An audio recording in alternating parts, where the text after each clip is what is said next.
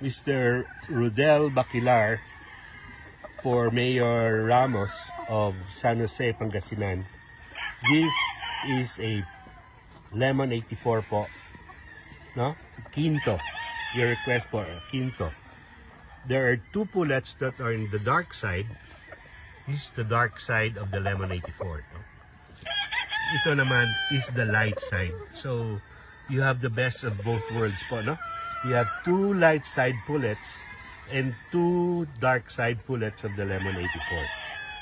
For Rodel Baquilar, for Mayor Ramos of San Jose, Pangasinan po. Salamat po.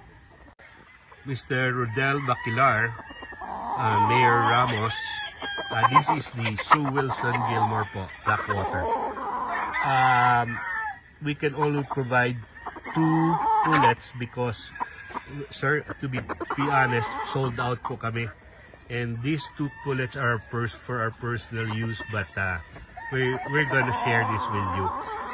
And by end of February, we will have a ready to breed pullets already.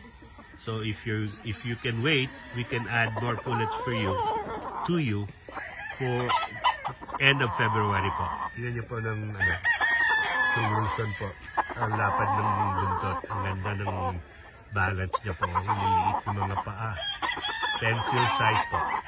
Light colored. Very nice breeding material for Mr. Baquilar. Mayor Ramos, good afternoon po. Mayor of San Jose, Pangasinan. And these are our male Sims Black from imported parents po, from Damon Yorkman.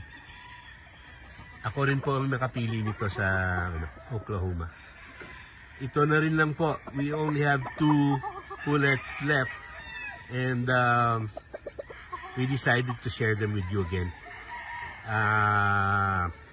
There are more pullets coming in by ready to breed by end of February. And if you want, we can share them with you. Medyo hindi pa sila nangingitlog at this point in time. Tingnan mo yung brood stag po. Ganda po. No? Import quality po, Mayor Ramos. Real Sims Black. Trio. Your second request, Mr. Apilar, for Mayor Ramos of San Jose, Pangasinan. These are the Cardinal Kelso Quinto po, your request. Quinto of the Cardinal Kelso. Tingnan yung mga pullets po nila. F1s po ito. Their parents are all imports po. There.